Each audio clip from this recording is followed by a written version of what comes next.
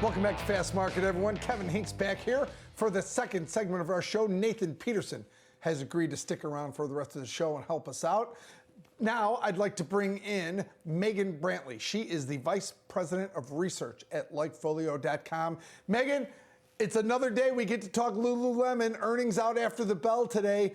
What are you seeing? Is this company, with all the problems out here in the U.S. economy with inflation and supply chain, how is Lululemon holding up during these trying times? Yeah, so I think Lululemon's one of my favorite names to talk about just from a personal perspective. But, I think it's important to note that, we're listening for mentions from consumers across the board. So all of these mentions from consumers about shopping at Lululemon, going to a store, shopping online, and then also their experience with Lululemon products. And so whenever we compare all of those mentions and how that changes over time, it really gives us a nice insight into, where the consumer's head's at with this company. And one thing that I think that we can kick off with is that we did see an enormous, mention surge for Lululemon in the first quarter. So this quarter that they're about to report, we saw a lot of new product drops. So, we saw mentions for the new shoes that they launched, the Blissfeel running shoes. Demand for those shoes really surged, especially in March and April, which is included in this quarter. And then we also saw a lot of mentions of style refreshes. So we see mentions of people who are talking about, maybe they purchased another color of a Lululemon item or another style that they just dropped. We see those on the rise as well. But more recently, we've seen, the recovery shoes. That's probably a head scratcher whenever you saw those trends come across. But this is just to highlight that Lululemon really knows its consumers. And one of the fastest growing shoe trends that we're following is this rise in consumers talking about needing recovery shoes. So I think it's very strategic that last week that Lululemon dropped their rest feel slides, I think is what they're calling them. And, we're starting to see that move the needle. But, overall, from our perspective, we see mentions coming in really strong. And for us, for Lululemon, mentions is actually the most highly correlated to revenue in our universe. And so that's why we're highlighting this. And you can see those mentions increase by about 17% year over year because of those things like these new product launches and these style refreshes that consumers are seeking. Now, I will say, just as a caveat, you can see that the current quarter pace, that second quarter that we're about a month in, that demand or that those mention buzz is starting to creep off a little bit. So because of that, we're a little bit more cautiously neutral on this name. But overall, we saw and we are expecting a really strong quarter out of Lulu. Hey, Megan, Nathan here. You're going to exactly what I wanted to kind of talk about at the beginning of the show. I was mentioning to Kevin that I was concerned that we're beginning to see some hints that some of the corporations are suggesting that we're seeing an economic slowdown, that it's happening in May. And if I look at your mentions charts there, it looks like there's been some drop off in some of the mentions there. Yes, it was good in Q1. But I might also see if I can pull in more collectively, if you're seeing within discretionary on the companies that you follow, in May, are we beginning to see some signs that there's some economic slowdown from consumers?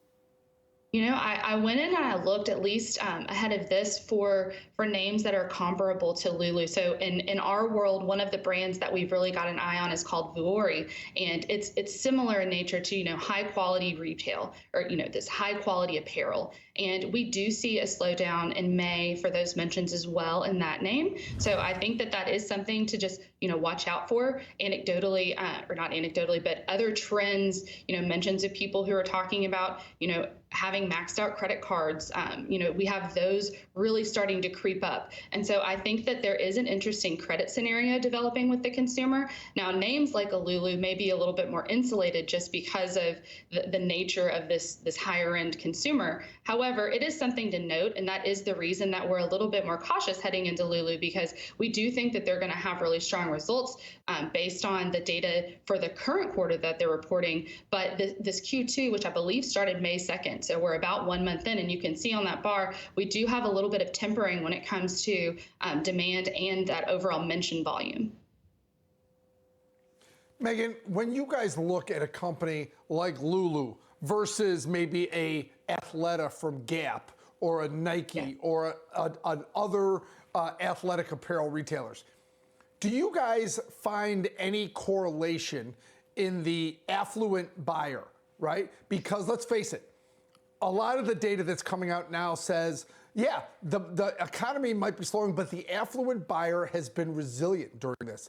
Let's face it, if a person with enough money in their pocket needs a new pair of Lulus, or there's a new color out, or they notice their black tights that everyone has 3 pairs of are starting to wear out, they're going to get a new one, and they're not going to worry about it, right? And Lulu is the high quality brand for this space. So, you know, you can also talk about the growth that they have in Europe and Asia, but I'm more concerned about this.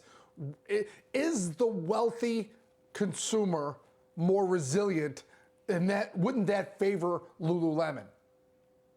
Yeah, I like that the term affluent buyer, that's what I was looking for earlier whenever I was thinking of Lulu. And so when we look at Lulu versus like a Nike versus an Athleta, we do see Lulu outperforming. We see whenever we break down the earnings scores, I think Lulu's earnings score is about 20 points higher than Nike's would be right now. So we do see some insulation there for Lulu.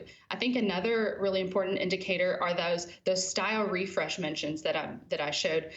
You know, that chart with the red line that talks about mentions from consumers who are buying another pair of Lulus, or they sprung for this new, you know, running line that they're releasing, or they have a vintage line, and you can see those mentions really popping up this year and staying higher than normal. And so I think this is a really positive sign for Lulu that, you know, they do have this loyal consumer base, and the loyal consumer base, you know, as gyms reopened and as they're, you know, resuming their group fitness classes and things like that, they needed this style refresh. I think it's interesting to see the type of clothing that Lulu is bringing out too, because, you know, now with an increased, you know, hybrid workplace and just in general, Lulu has options that aren't just for workouts, right? This is for casual wear as well, and it's very, very high quality. When we look at happiness, you know, that's another long-term indicator. Lulu's happiness is rising in 2022, even alongside this mention volume increase. So a lot of times we don't see that. So Lulu's happiness, I believe, is near 81% positive,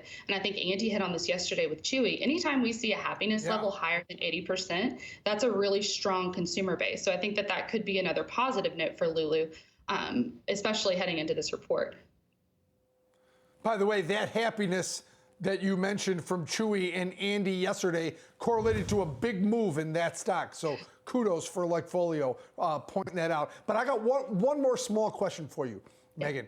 Can you address their shoes? Are they getting any traction in the shoe department? Because I think back about Nike starting his shoes. I look at Under Armour that started in apparel, got into shoes. It's been average at best with them, and some people think it's been a pretty big failure. What are you seeing in terms of traction from shoes from Lulu? So whenever we look at specifically this Blissfeel shoe, which is the women's running shoe that was at least available for purchase during this quarter that they're about to report, we saw mentions surge. We saw a lot of mentions from consumers talking about buying the shoe. And really those experiences that they talked about were pretty positive. We saw a lot of mentions from people who talked about, you know, being able to transition this shoe really easily from running and then also into other workout classes, perhaps like exercise classes that you might take.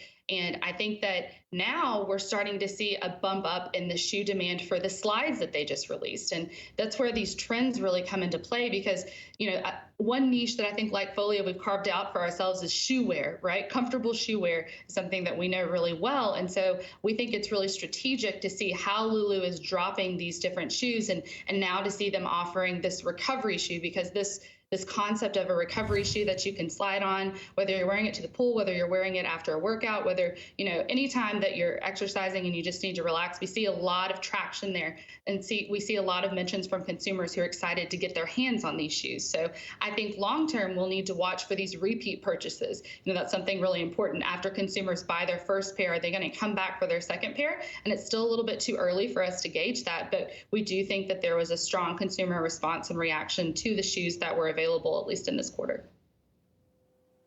Megan Brantley, VP of Research at LikeFolio.com. Thank you so much for coming on the show and spending some time with us and giving us big data on Lululemon. Have a great day, Megan. Thanks, guys. You too.